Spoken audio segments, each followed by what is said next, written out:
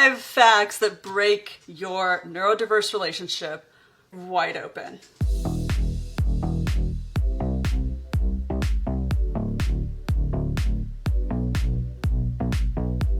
Number 1, you're the expert. You are. You are the non-autistic person married or partnered with someone who is.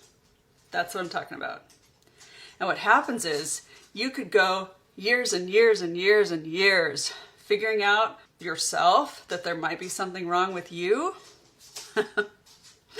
And the thing is, you start reading, you start learning, you're baffled. You go into all the different personality disorders and he doesn't fit a 1. And some act of God, you find out, oh my gosh, autism? What? So you become the expert. And how does that break it wide open? Because you have that knowledge.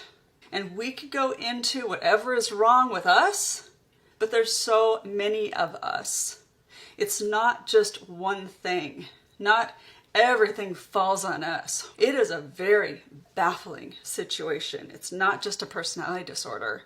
It could be a combination. It could be all kinds of things. And then comes in the Cassandra syndrome. Now, number 2, he will never change. That also breaks it open. You know why? Because you finally realize he will not change, period. Now, there's a twist to that. Because there's moments where I joke about his brain misfiring, that he's there, that he's with you, that he sees you, he knows you for a minute. Interesting, right? He's autistic. He may have some other situations going on in that brain of his. And you're dynamic. Takes 2 to tango. So number 3, you will do the heavy lifting. That's a fact. Period. We hate that. Who doesn't? Isn't it a partnership? Isn't it a relationship? You do things together. Well, no. No. You will do the heavy lifting. You will always do the heavy lifting.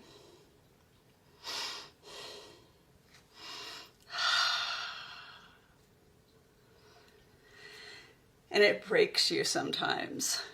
Sometimes you can't lift all of that. And guess what? That's when you get support. That's when you find other Cassandra Sisters. You listen to channels like mine. And you get the support you need. What number am I on? Your emotional needs are going to be last on his list. Yep. Last. If at all. There's just too much going on in that brain of his. There's just too much that he has to constantly deal with. And we can spend hours talking about the dark side of autism, or we can just look at it as a fact that your needs, not a priority. You feel that way towards him. All of his needs are your priority. And then you get none of yours met. Makes us pretty angry. But the facts are the facts that this is not going to happen. And when you finally calm and realize that, it can help your nervous system, it can help with your health, everything. To know. Again, there's going to be moments. But we really have to buckle down and not have those moments as much. And I am sitting with someone who's very knowledgeable about self-care and working with Cassandra Sisters, Deborah Lawrence. I interviewed her once before. We're going to talk more about that. So give a subscribe to keep you updated on those interviews that I will have. All right, number 5.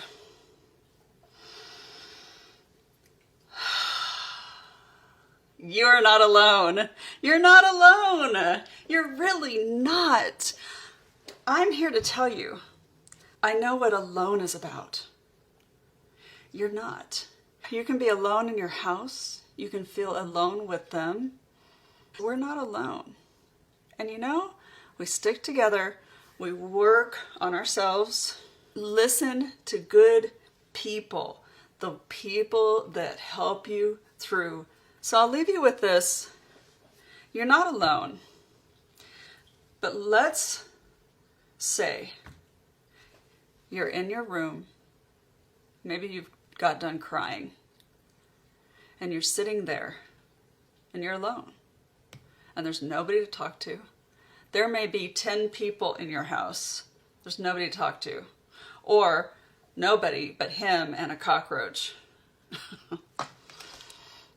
Always keep in mind that there are thousands upon thousands of women out there struggling like you are. You can sit there and take a deep breath and know that there's a sisterhood that will always back you up, that will always be there for you. The outside world doesn't get it, but we are here. I am shocked every day that there's not more of us speaking out.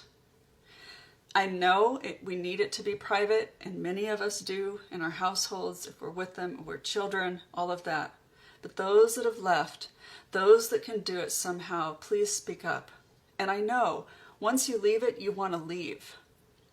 But I'm telling you and begging you that we need to get the word out there more and more about this to help each other. There needs to be the authorities, the judges, the solicitors, everybody to help us through divorces, through changes, through wanting to stay with them, living together separately like I'm doing, and not having to hide the fact. Not having to hide the fact that, hey, look, I want to get this place, and he stays here and I stay over there. What's wrong with that? A lot of people do it, and it's a secret still. In this day, what? We do everything else. What's wrong with that? But it's still taboo. Maybe I'm old school. Tell me wrong. Leave a comment. If you know that you feel okay saying that your relationship is struggling, that you feel okay to go out there and say, hey, look, he has autism. Can you support me on this? If you don't feel comfortable doing that, that's not okay. We need to be able to feel comfortable doing that because we need support. Our spouses and partners need the support because then it can lighten the load for us. Remember the heavy lifting, number 3? We can't lift all of that by ourselves. Take good care of yourself. I'm going to have a video with Deborah Lawrence, and there are support groups out there. Look for them on Facebook. Look for something for yourself. You do not have to do this alone. Break that relationship wide open, know the facts, and move forward. Take care of yourself.